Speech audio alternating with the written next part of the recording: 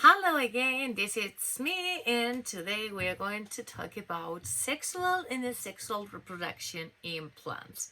Remember that all living things go through the three vital functions: nutrition, reproduction, and interaction. Okay, reproduction is the vital function that lets us to have babies, to have new creatures. Okay, if not, we would get extinguished, we would disappear. Okay, plants are special because they have two different ways of reproduce, two different kinds of reproduction. Okay, sexual and asexual. First of all, let's understand what is the difference between sexual and asexual. For sexual means that we need a male and a female, because sexual reproduction means that there is an exchange of DNA. Do you remember when in the classroom we talk about DNA? In Spanish we say ADN.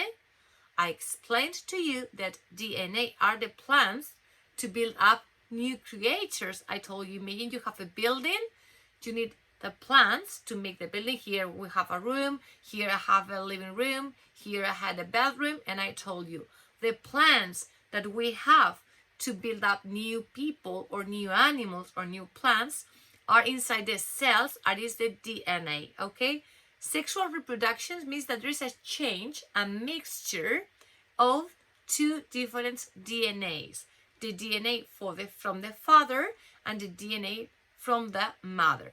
To make it easier to understand, I have here my whiteboard. To understand, for sexual, we need a female, a girl, it's not as illegal, but to make you understand, a female and a male, okay? Femenino and masculino. We need both, okay? We are going to take a part of the DNA of the father, a part of the DNA of the mother, we put it together and we create a new living thing. Think of yourself. You have your mother and your father. They work together and you are a mixture of mommy and daddy, okay? This is exactly the same. But in asexual reproduction, we don't need a female and a male. We only need one parent, okay? No mother or father, one parent, okay? No differences in the sex. And when we have asexual reproduction, we have a replica. A replica means a copy, an exact copy, like a clone, a replica of a parent. So here, the new plant is a mixture of the mother and the father, but here, the new plant is exactly the same as the parent. Is that clear? Yes? So let's see which organs do plants use for different kinds of reproduction, okay? If you want to see sexual reproduction, I need you to move on to page 50 on your student's book. Sexual reproduction occurs thanks to flowers. In this picture, we have a complete flower, because this flower has both the female and the male organs, okay? But sometimes there are flowers that only have the male organs, and there are flowers that have only the female organs. For example, do you know that watermelon has two different flowers, male flowers and female flowers?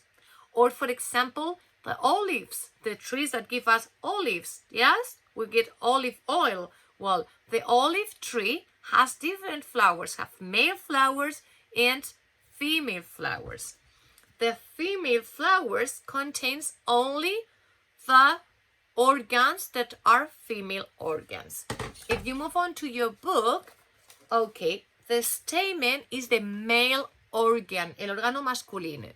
Okay, the stamen is this filament, and here in the anther is where you make the pollen. Pollen is the tiny cells that contain the DNA, okay, and they are going to join then in the pistil with the ovules, okay, and the female organ for plants is the pistil. It's like a jar, okay, it's like a vase, como un jarrón. It's like a vase, Okay, and inside there is a tiny cell that contains the DNA of the mother. Okay, not of the mother, of the female part, to make you understand. And this is the ovule. Okay, we need to put into connection the pollen from the stamen inside the pistil. It goes down and gets to the ovule. When the two little cells get together, they make a seed, and from that seed a new plant will grow up. Okay, the rest of the organs, the corolla and the calyx, are in all the in quite a lot of the flowers. Okay, but the real organs of reproduction are the pistil, that is the female, and the stamen, that is the male organs. Okay, so sexual means that you need a male and a female. A male with a stamen and a female with the pistil and the ovule. Is that clear? So sometimes some flowers have all the organs, the female and the male, the male and the female, but sometimes there are flowers that only have the stamen, okay, only have the corolla and the calyx and the stamen, and some flowers that only have the corolla and the calyx and the pistil, no stamen. So if they have half of a podium, male flowers or female flowers, if they have both, okay, they are complete flowers. This is important in the process of reproduction, okay, because we need to put into contact the pollen from the flower with the ovule inside the pistil. Is that clear? Who are going to do that? Usually bees. Bees are really, really, really important for pollination and to produce food. Sometimes it's the wind, okay? The wind makes the plants to wave, to move, and to set free. If we have a complete flower, like the ones you have in here, the ovule can be fertilized by its own pollen from this stamen. But if we have no complete flowers, we will have the pollen from we don't have a picture here. Try to imagine. If we have male and female flowers, like for example to make watermelons, the pollen from the male flowers will fly away and it will get into the pistil of the female flower. Okay, so this is more or less the way that plants reproduce using sexual. So the main idea for sexual reproduction, we need a female and a male. Sometimes both are in a one flower, like the one you have on the book, but sometimes we have some organs, the female organs, in one flower and the male organs in a different flower. And we will need two different trees to have fertilization. Okay, now let's move on to the asexual reproduction. As I told you before, in asexual reproduction, we don't need two individuals. We don't need female and male. We only need one parent. And the creatures, the new plants, will be a replica, an exact copy of the parents. And for this reproduction, we have 1, 2, 3, 4, and 5 different ways. We can have it by cuttings, is what we say in Spanish, esquejes. It can be with stolones. In Spanish, we say estolones. It can be with rhizomes. In Spanish, we say rhizomas. It can be with bulbs. In Spanish, we say bulbos. And finally, it can be with tubers, that in Spanish, we say tubérculos. Okay? Now, if you move on to your book on page 51, in here, sorry, not 51, 52 and 53, we have the different kinds of asexual reproduction. Let's see one by one to make sure everybody understands. Okay, here we have cuttings. Cuttings are stems that a gardener separates. They cut one of the stems, okay, it separates from the parent plant, and then you put that stem into the soil again, okay, into the soil again, and a new plant, it starts to produce roots and roots and roots and roots, okay, and they let to grow a new plant. For example, geraniums and grapevines grown from cuttings. It's usual that if you cut one of these cuttings and you put it in a glass of water, in a few days, new roots start to grow on the stem. And when it has enough roots, you can put it again into the soil and you will get a new plant. Is it clear? Yes, I hope so. Then we move on to stolones. This is very typical in aquatic plants. Okay, stolones are stems that grow horizontally, okay, and above the ground, not inside, above, sobre, okay? These stems produce roots and a new plant grows. For example, the strawberries. I love the strawberries, by the way. If you have strawberries here, do you see this little stem? The stem is out of the soil. It's out, not inside. It's not underground. It's above the ground. It starts to grow horizontally, and when it connects into the ground, it starts to develop little roots. And here a new plant starts to grow, and then this plant will produce new stems, and the stems will move again here, and it will grow new plants. Okay? Let's see about rhizomes. Rhizomes are horizontal like stolones. What is the difference? That the stolones are above the ground. Above. Remember? Okay, this is on. Okay, under, above. Okay, stolones are above the ground. However, rhizomes are underground. Stolones above. Imagine this is the soil. My book is the soil. Okay, the rhizomes go underground, but the stolones go above the ground. Is that clear? So the rhizomes, okay, grow new stems, and when the rhizome, this is the rhizome, starts to grow horizontally, new plants go up. For example, asparagus and iris plants are rhizomes, okay? We have two more, bulbs and tubers. Let's see the difference. The bulbs go underground at the bottom of the stem. For example, onions that you use to cook, or garlic too, both of them are bulbs, okay?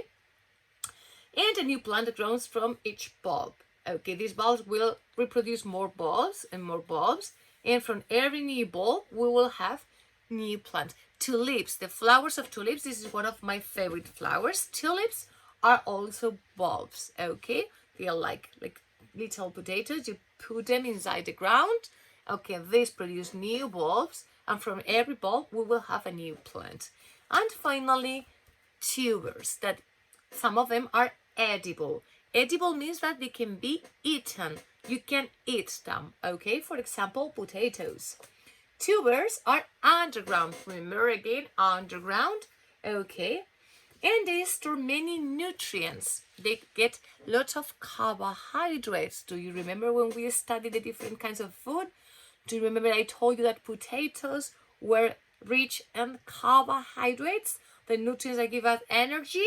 Okay, well, why do they have a lot of carbohydrates and a lot of energy? Because these are the parts of the plant of store. Remember that store is like to keep. I put a lot, and I have a lot of them. I keep them. Okay, so tubers store many nutrients from the soil.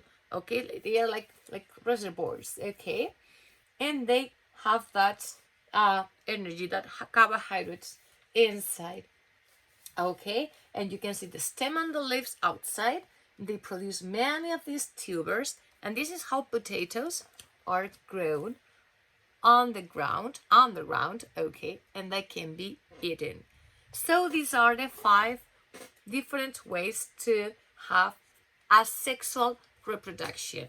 Remember, sexual reproductions, we need a female and a male. The female organs are the pistil, and the male organs is the stamen with the pollen. Inside the pistil, I have an ovule, that is the female cell, and inside the pollen, inside the stamen, there is pollen, and the pollen is the male cells. We need to put them together. I'm going to make here a little drawing. We put together the male seed with the female the male cell with the female cell to produce a seed.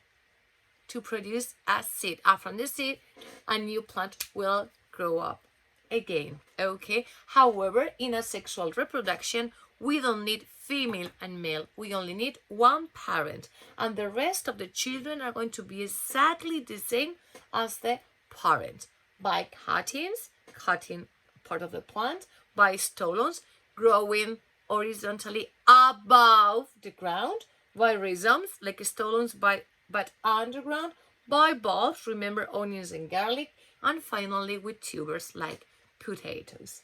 So I hope you understand everything. As always, don't doubt. Ask me any question you may have. Bye bye.